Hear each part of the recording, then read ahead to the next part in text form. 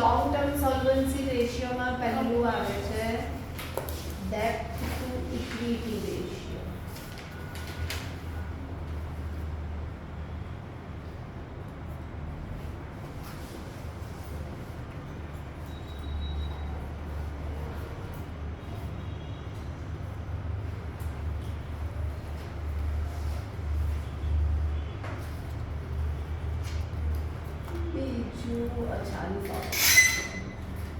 Long term debt upon shareholders fund.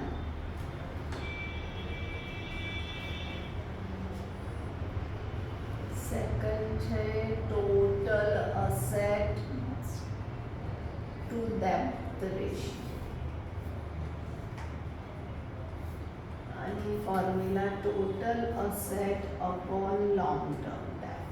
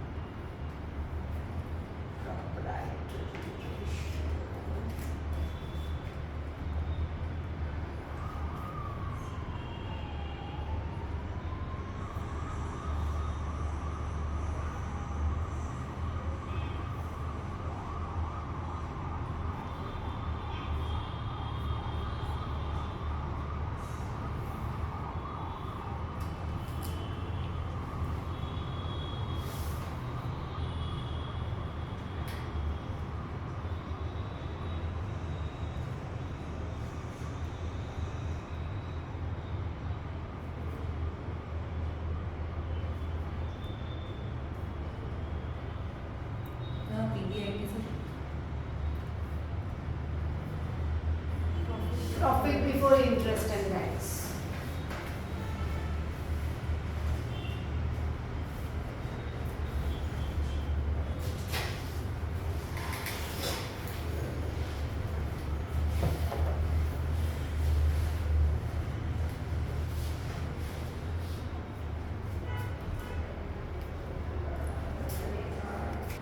C એટલે capital હા હા CE એટલે capital.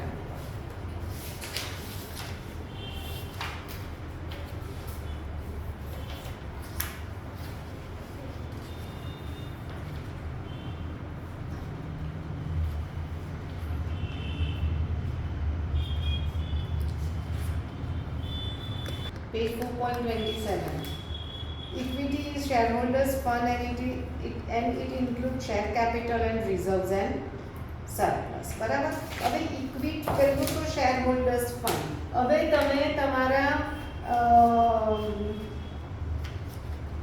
અહીંયા જુઓ પેજ 1.5 તમારી બેલેન્સ શીટમાં તો એમાં તમને આપ્યું છે પહેલું શેર હોલ્ડર્સ ફંડ. બરાબર. એ શેર હોલ્ડર્સ ફંડ ગણાય. અહીંયા જે તમને શેર હોલ્ડર્સ ફંડ લખ્યું છે આ એ શેર હોલ્ડર્સ ફંડમાં શું આવે તો એ શેર હોલ્ડર્સ ફંડમાં આ બધું આવે. એટલે આ હેડ છે share capital, reserves and surplus, money received again share warrant. પણ એ તમારા કોર્સમાં નથી, ખાલી આટલું જ યાદ રાખવાનું. હવે જે શેર કેપિટલ છે તો હવે શેર કેપિટલમાં શું આવે તો શેર કેપિટલમાં અત્યારે આપણે યાદ રાખવાનું કે ઇક્વિટી શેર કેપિટલ અને પ્રેફરન્સ શેર કેપિટલ આવે. બરાબર. પછી આપણે ડિટેલમાં શેર કેપિટલમાં શું આવે એ આપણે બુક 2 માં જોઈશું. એટલે આમાં તમારે લખાય પહેલું તો શેર કેપિટલની અંદર ઇક્વિટી શેર કેપિટલ આવે અને પ્રેફરન્સ શેર કેપિટલ આવે. પછી એની નીચે જે આપ્યું છે તમને રિઝર્વ્સ અને સરપ્લસ. બરાબર. એ રિઝર્વ્સ અને સરપ્લસ માટે પેજ 1.12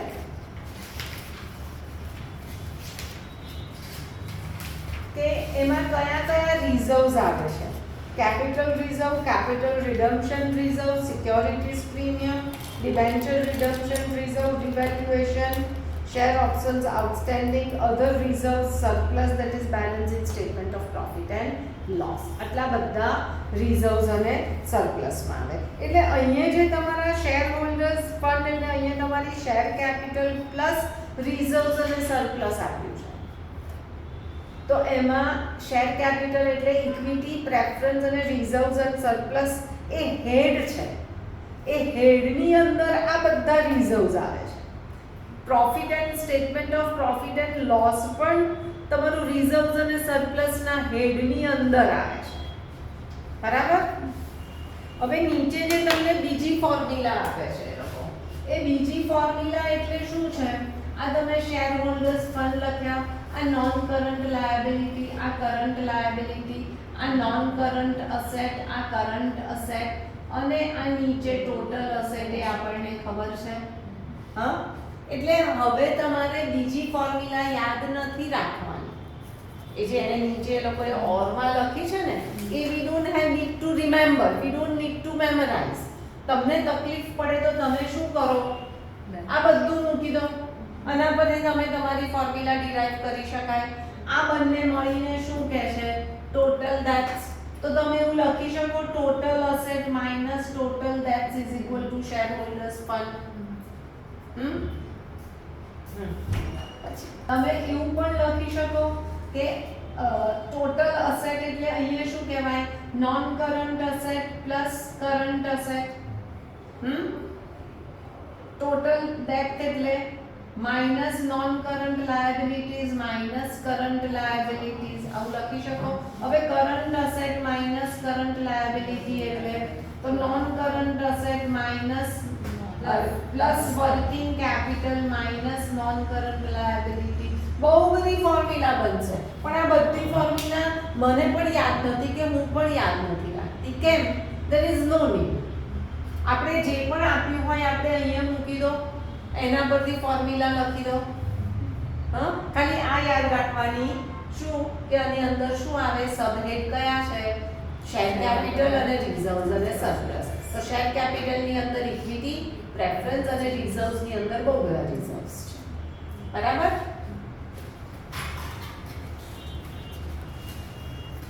એટલે તમારું આમાંથી શેર હોલ્ડર્સ ફંડ થઈ ગયું. લોંગ ટર્મ ડેટ તમને ખબર છે, નોન કરન્ટ લાયબિલિટીમાં ખાલી આપણે એક જ ભણવાનું છે, that is long term date. બાકી બધા આપણે ભણવાના નથી. પછી ટોટલ અસેટ, સી એની ફોર્મ્યુલા આ ઇટસેલ્ફ કહે છે ડેટ ટુ ઇક્વિટી. હવે આ જે આખું તમને લોંગ ટર્મ સોલ્વન્સી છે ને, એમાં બધી તમારી બેલેન્સ શીટ છે આખી. બરાબર? એમાં પહેલામાં શું હતું? ખાલી કરન્ટ અસેટ્સ અને કરન્ટ લાયબિલિટી. આનું વર્ડ જ છે લોંગ ટર્મ સોલ્વન્સી, એટલે તમારા નોન કરન્ટ આવે છે બધા. તો ડેટ ટુ ઇક્વિટી એટલે જ છે long term debt upon share holders fund. એની નીચે આપ્યું total asset to debt ratio. તો total asset upon long term. Proprietary ratio, proprietor એટલે એને માટે શેર હોલ્ડર્સ ફંડ હોય, તો share holders fund upon total asset. Interest coverage ratio, profit before interest tax. Interest એના પર તમને આપવાનું હોય, લોંગ ટર્મ ડેટ પર આપો એટલે એ લખ્યું profit before interest tax upon long term debt, that is interest coverage. અને debt to capital employ. Debt એટલે આપણને ખબર છે long term debt, capital employ. હવે તમારું કેપિટલ એમ્પ્લોયડ એટલે શું? આ થોડુંક સમજવું પડશે અને યાદ પણ રાખવું પડશે.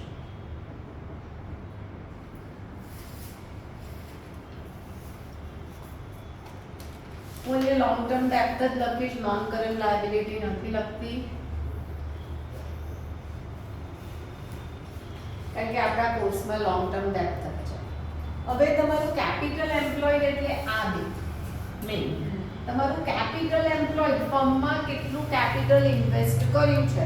તો કે તમારું ફંડ, શેર હોલ્ડર્સ ફંડ એટલે તમારું પોતાનું ફંડ, પ્લસ આઉટસાઇડ ફંડ એટલે તમે જે લોન લીધી છે એ. એટલું કેપિટલ એમ્પ્લોયડ એટલે તમારા બિઝનેસમાં આટલું ફંડ ઇન્વેસ્ટ કર્યું છે. બરાબર? આ એક પહેલી મેઇન ફોર્મ્યુલા. હવે આના ઉપરથી આપણે બીજું લખી શકીએ, total asset minus current liability. આવું લખી શકીએ, total asset minus current liability. પછી ટોટલ અસેટ એટલે શું? Non current asset plus current asset minus current liability. આવું થશે. હવે current asset minus current liability એટલે શું? વર્કિંગ. બરાબર. આ તમારે આ યાદ રાખવી પડશે કારણ કે આ બધી બહુ યુઝ થાય છે. તો તમે આવું બધું લખીને કરવા જશો તો ટાઈમ વેસ્ટ થશે. એટલે કેપિટલ એમ્પ્લોયની આ બધી ફોર્મ્યુલા કેટલી? આ 3. આ તો આવડે, આ પણ આવડે. એક આ યાદ રાખવી પડે તમારે. આ કઈ યાદ રાખવાની ખાસ જરૂર નથી. ડન?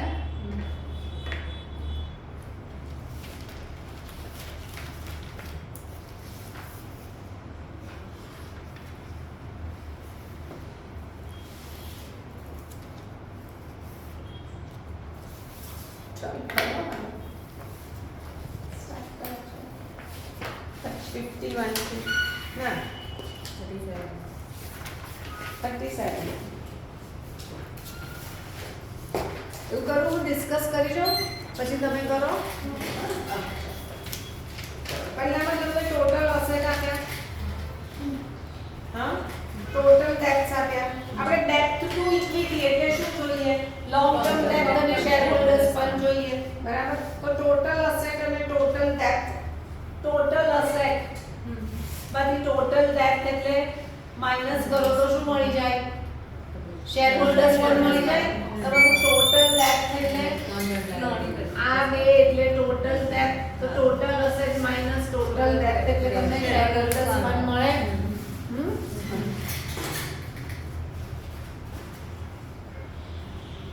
અને તમને કરંટ લાયબિલિટી આપે તો ટોટલ ડેટ માંથી કરંટ લાયબિલિટી માઈનસ કરો તો લોંગ ટર્મ. એના પછી શેર ઇક્વિટી શેર કેપિટલ આપ્યું, જનરલ રિઝર્વ આપ્યું, અક્યુમ્યુલેટેડ પ્રોફિટ આપ્યું. તો આ બધાને પ્લસ કરશો એટલે શું મળશે તમને? શેર હોલ્ડર્સ ફંડ મળે. પછી તમને ડિબેન્ચર્સ આપ્યા. ડિબેન્ચર્સ એ શું થયું તમારું? નોન કરંટ લાયબિલિટી ડિબેન્ચર્સ તમે ઇશ્યુ કરો છો. બરાબર. તમારા ઇન્વેસ્ટમેન્ટ તરીકે ડિબેન્ચર્સ નથી મળતા. પછી એની નીચે ઇક્વિટી શેર કેપિટલ આપ્યું, પ્રેફરન્સ શેર કેપિટલ આપ્યું, રિઝર્વ્સ આપ્યું, સરપ્લસ આપ્યું. તો આ બધું પ્લસ કરવું પડે એટલે શું મળે? શેર હોલ્ડર્સ ફંડ અને ડિબેન્ચર આપ્યા. હવે શું આપ્યું તમને અહીંયા? સી બહુ બધું આપ્યું. હવે આમાં નહીં ખબર પડે આપણને. હા ને? એટલે આપણે શું કરીએ? આપણે બેલેન્સ શીટના ફોર્મમાં મૂકી દો. હા ને? આ બધું બેલેન્સ શીટના ફોર્મમાં મૂકી દો. એટલે તમે આના ફોર્મમાં મૂકશો એટલે તમને મળશે. કરવો છે કે કરશો જાતે? કરો. ચાલો આ સમ કરો. હું મૂકું 40, સમ નંબર 40. તમને શું આપ્યું? પ્રોપર્ટી પ્લાન્ટ અને ઇક્વિપમેન્ટ ગ્રોસ છે. એટલે પ્રોપર્ટી પ્લાન્ટ અને ઇક્વિપમેન્ટ ગ્રોસ છે એટલે અંદર માઈનસ એબી કરો એટલે બહાર તમારા કેટલા આવે? 7 લાખ. આવું થાય. નોન કરંટ ઇન્વેસ્ટમેન્ટ પણ અહીંયા જ આવે 14,000. long term loans and advances, हाँ,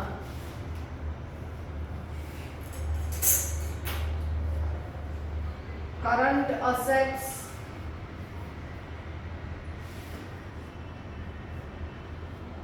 current liability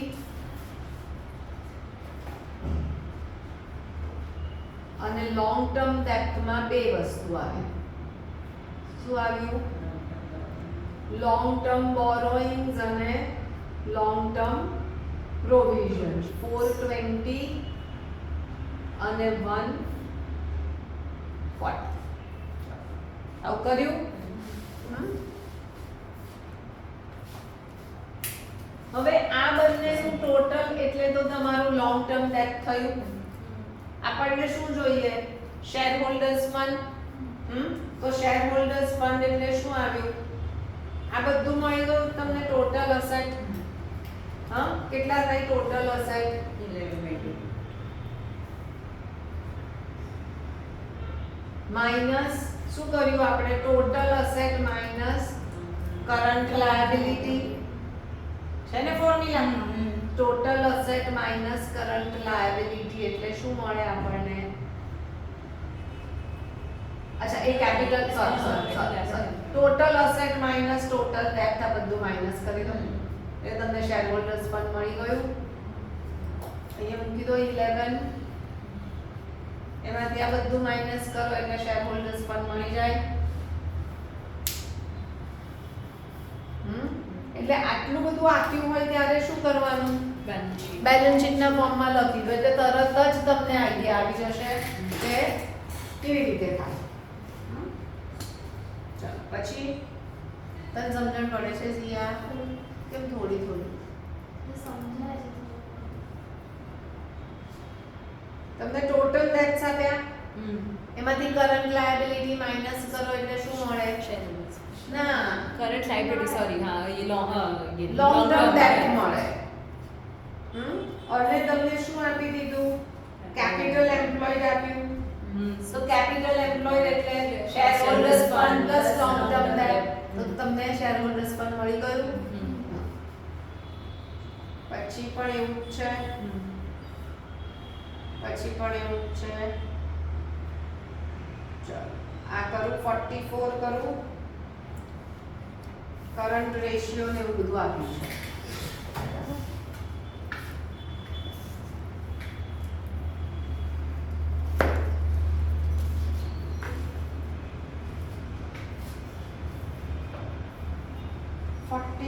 માં શું આપ્યું? કરંટ રેશિયો 2:5 વર્કિંગ કેપિટલ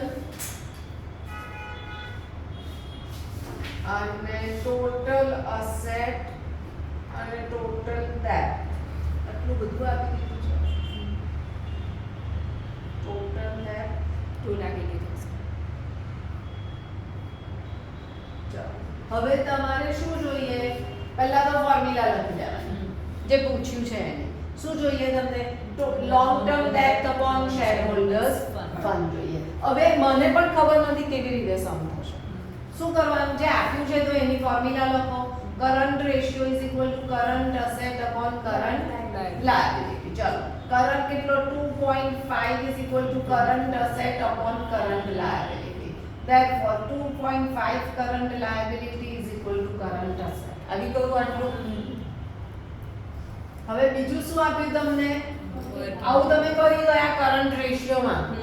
હને વર્કિંગ કેપિટલ એટલે current asset minus current liability. તો વર્કિંગ કેપિટલ આપ્યું 1,20,000. કરંટ અસેટ ને બદલે હું શું મૂકી શકું? 2.5 current liability minus current liability upon 1.5 is equal to current liability. तो 80,000 કરંટ લાયબિલિટી આવશે. તમારે કેલ્ક્યુલેશન કરવું પડે.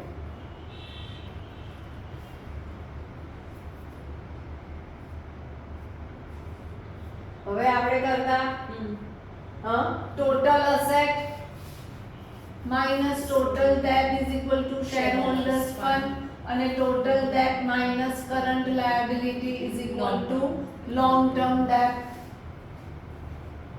થયું? ખબર પડે છે બધા સમ્સ કેવી રીતે કરવાના? એકમાંથી તમને ખબર નહીં પડે કે આ સમ કેવી રીતે થશે, પણ તમે એકવાર ચાલુ કરશો ને એટલે તમને ખ્યાલ આવતો જશે કે આ તો કરંટ લાયબિલિટી આવી રીતે મળશે.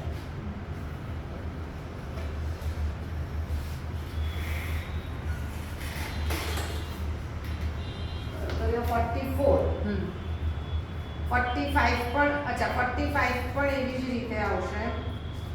અને વર્કિંગ ક્વિક રેશિયો આપ્યો છે. અમારે શું આપ્યું? Quick ratio. એટલે તમને કયા અસેટ મળશે?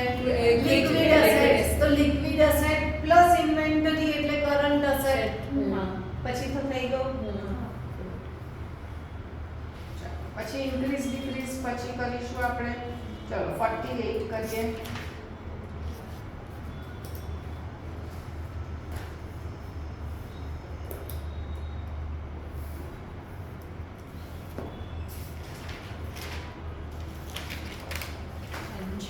હા 48 હા હા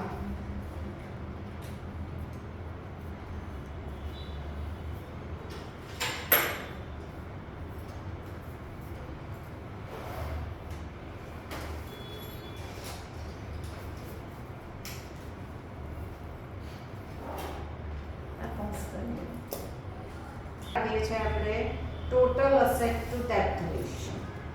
બરાબર. હવે ટોટલ અસેટ ટુ ડેપ્થ રેશિયો ની ફોર્મ્યુલા શું છે? Total asset upon long term ડેપ્થ. આપણને ખબર જ છે કે ટોટલ અસેટ કોને કહેવાય અને લોંગ ટર્મ ડેપ્થ કોને કહેવાય. પહેલામાં તો બધું આપી દીધું છે. સેકન્ડમાં ટોટલ ડેપ્થ આપ્યું અને કરંટ લાયબિલિટી આપી. બરાબર.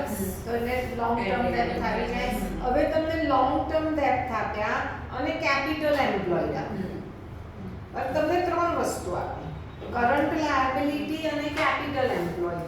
તો કરંટ લાયબિલિટી અને કેપિટલ એમ્પ્લોયડ પ્લસ કરીએ એટલે શું મળે? Total asset. તમારી આખી જે મેં બેલેન્સ શીટ લખી છે ને આના પહેલા, એ તમારે એવું હોય ને તો ડ્રો કરી જ દેવાની. તો તમને તરત ખ્યાલ આવી જશે કે capital employed plus current liability એટલે ટોટલ અસેટ થઈ ગયા. પછી ટોટલ ડેપ્થ આપ્યા, શેર હોલ્ડર્સ ફંડ આપ્યું, સી અંડરલાઈન કરો. પછી રિઝર્વ્સ અને સરપ્લસ આપ્યું. હવે શેર હોલ્ડર્સ શેર કેપિટલ નથી આપ્યું. શેર હોલ્ડર્સ ફંડની અંદર શેર કેપિટલ અને રિઝર્વ્સ આવી જ જાય છે. એટલે અહીંયા શેર હોલ્ડર્સ ફંડ આપ્યું છે તો રિઝર્વ્સ અને સરપ્લસ નહીં લેવાના, એડ નહીં કરાય અંદર. બરાબર. પછી તો કરંટ અસેટ છે ને પછી કરંટ લાયબિલિટી મળે. ટોટલ ડેપ્થ માઈનસ કરંટ લાયબિલિટી એટલે લોંગ ટર્મ ડેપ્થ મળે. પછી આમાં પણ એવું જ કર્યું છે. ટોટલ ડેપ્થ શેરહોલ્ડર્સ ફંડ સેમ છે. ચાલો 56 માં તમને આપ્યું છે કરંટ અસેટ્સ કરંટ લાયબિલિટીઝ અને ડિબેન્ચર્સ અને લોંગ ટર્મ બેંક લોન. એટલે શું મળ્યું તમને? લોંગ ટર્મ મળ્યું. હા long term debt. Long term ડેપ્થ મળ્યું.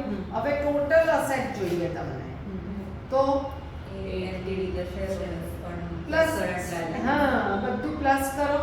Current liability plus long term ડેપ્થ પ્લસ શેર હોલ્ડર્સ ફંડ એટલે શું મળે તમને? Total assets. ખબર પડે છે તને ત્યાંના? એના પછી આપ્યું તમને equity share capital, long term borrowing, surplus, general reserve, current liability અને લોંગ ટર્મ પ્રોવિઝન. તમારે શું જોઈએ છે? આમાં ટોટલ અસેટ અને લોંગ ટર્મ. બરાબર. તો આમાં શું પ્લસ કરશો તમે? Equity share capital plus long term borrowings plus surplus થશે પ્લસ. હા તમને ઇક્વિટી શેર કેપિટલ આપ્યું છે. બરાબર. ને તમે પહેલા એક હોય તો શેર હોલ્ડર્સ ફંડ ફાઇન્ડ કરો. તો શેર હોલ્ડર્સ ફંડ નથી આપ્યું એટલે અહીંયા share holders fund is equal to ત્યાં ફોર્મ્યુલા નીચે જો કે લખી છે equity share capital plus surplus plus general reserve એટલે તમારું શેર હોલ્ડર્સ ફંડ થયું plus long term borrowings plus long term provisions plus current liabilities. બરાબર. પછી લોંગ ટર્મ ડેટ તમને શું આપ્યું? 58 માં સેમ છે. ખાલી આમાં આપ્યા છે long term loans and advances. એ શેમાં આવે? અસેટ્સ. બરાબર. હવે ટોટલ અસેટ પૂછે છે ને તમારે કરવો હોય તો કરો આ સમ. ચાલો 58 એક સમ કરો અને પોઝ કરો. Proprietary ratio. હવે પ્રોપ્રાઇટરી રેશિયોની ફોર્મ્યુલા શું આવી? ફંડ અપોન ટોટલ હશે. તમે આ ત્રણની ફોર્મ્યુલા જોઈ તમે આ ત્રણ માટે ત્રણ જ વસ્તુ છે, ઉલટ સુલટ આવી. તમને ત્રણ જ આપી છે ત્રણ ફોર્મ્યુલામાં, long term debt, total asset અને શેર હોલ્ડર્સ ફંડ. બરાબર, એકમાં આના ઉપરથી જ ખબર પડી જાય, તમારે ફોર્મ્યુલા યાદ પણ રાખવાની ના. એટલે હવે આપણને જોઈએ શેર હોલ્ડર્સ ફંડ. હવે 59 માં આપણું શેર કેપિટલ, રિઝર્વ્સ અને સરપ્લસ તો એડ થાય. થાય કે ના થાય? થાય. શેમાં ના થાય? શેર હોલ્ડર ફંડ હોય તો ના થાય. બરાબર. ચાલો, અને બીજું શું આપ્યું તમને? નોન કરન્ટ એસેટ અને કરન્ટ એસેટ. તો એ બંનેને ટોટલ કરશો તો શું મળશે? Total asset minus share holders fund એટલે શું મળશે? તમને શું જોઈએ છે? અચ્છા સોરી, ટોટલ એસેટ જ જોઈએ છે એટલે મળી ગયું ને. ઓકે ચાલો. હા, એના પછીનામાં equity share capital plus preference share capital plus reserves અને સરપ્લસ એટલે શું મળે? Share holders fund. હવે તમને ટોટલ એસેટ જોઈએ, હા ને? હા. હા, તો ક્યાંથી લાવશો? સી અહીંયા તમે લાયબિલિટી અપ્રોચ ના કરી શકો. અહીંયા આવું થોડું ધ્યાન રાખજો. કેમ ના કરી શકો? તમને શેર હોલ્ડર્સ ફંડ મળ્યા, તમને ડિબેન્ચર આપ્યા છે, પણ તમને ખાલી ક્રેડિટર્સ આપે છે, તમને કરન્ટ લાયબિલિટીઝ નથી આપી. એટલે તમે લાયબિલિટી અપ્રોચ ના કરી શકો ટોટલ અસેટ માટે. તમારે કયો સાઇડ જવું પડશે? અસેટ એપ્રોચ જ કરવો પડશે. એટલે property plant and equipments, trade investment, current assets. ખબર પડી? હવે પ્રોપ્રાઇટરી રેશિયો છે એ તમે પર્સન્ટેજમાં પણ બતાવી શકો અને ઇસ્ટુમાં પણ કરી શકો. ખાલી એક જ રેશિયો છે. બાકી સોલ્વન્સી રેશિયો બધા ઇસ્ટુમાં બતાવશે.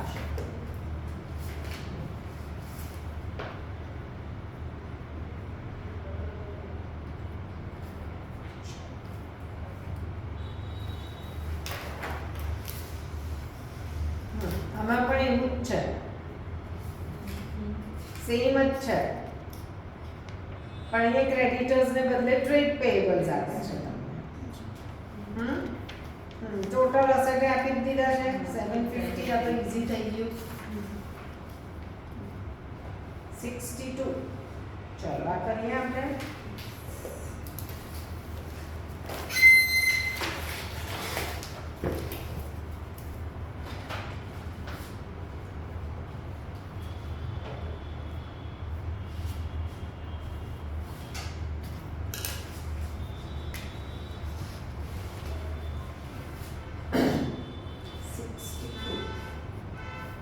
Total asset to debt ratio.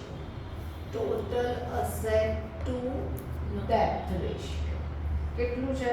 2:1. બરાબર. પછી ડેપ્થ કેટલું આપી દીધું? 5 લાખ. ડેપ્થ એટલે ટોટલ ડેપ્થ આપ્યું તમને 5 lakh. Equity share capital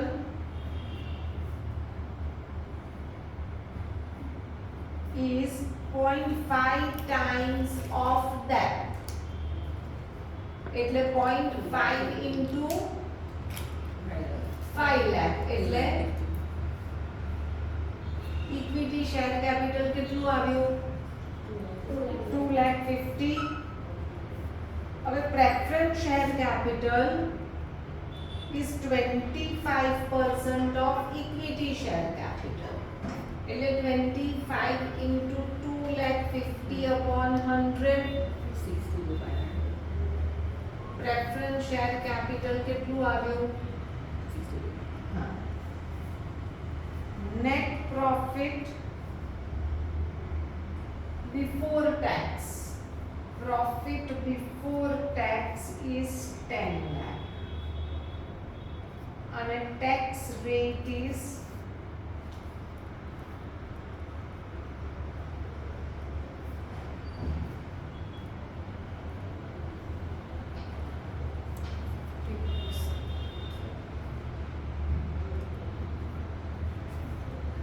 profit after tax is 6 lakh.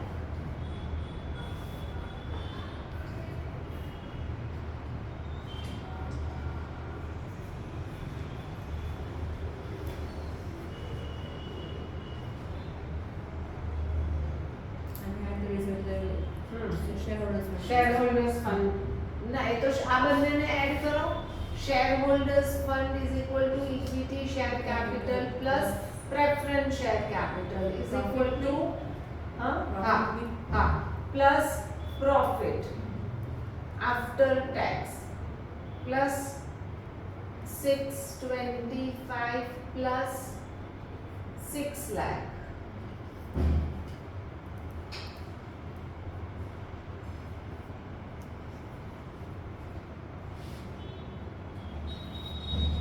એનું તો જરૂર જ નથી ને આપણને ના, એટલે શેરહોલ્ડર્સ ફંડની ના, આપણે તો ના પ્રોપ્રાઇટરી રેશિયો જોઈએ છે હા એટલે જોઈએ હા. પ્રોપ્રાઇટરી રેશિયો એટલે shareholders fund upon total asset. હવે તમને શું જોઈએ? Total asset. તો ટોટલ અસેટ એટલે ડેટ આ shareholders fund plus date. Date કેટલું છે? 5 લાખ. થયું ને? હવે કેલ્ક્યુલેશન કરો અને પોઝ કરીને આપણને શેરહોલ્ડર્સ ફંડ આટલું આવ્યું. હવે આપણને ટોટલ અસેટ અહીંયાથી મળે, લોંગ ટર્મ ડેટ અહીંયાથી મળે. આપણને લોંગ ટર્મ ડેટ કેટલા છે? 5 લાખ છે. તો તમારી ટોટલ અસેટ કેટલી હોય? 10 લાખ. આની જરૂર જ નથી.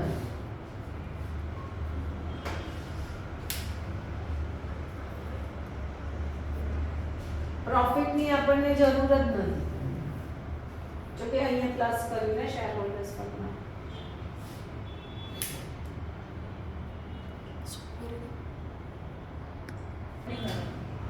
એવું જ હોય. હવે આ લોકો આવું બધું કરતા હોય છે ઘણીવાર કે સ્પેસિફાઈ નથી કરતા, પણ બોર્ડવાળા આવું નહીં કરે. કેમ કે અહીંયા તમને ખબર નહીં પડે કે આ ડેટ એટલે તમારું લોંગ ટર્મ છે કે ટોટલ ડેટ છે. એ લોકોએ લોંગ ટર્મ લીધું છે. હવે 2020 ના સેમ્પલ પેપર છે. હવે 2020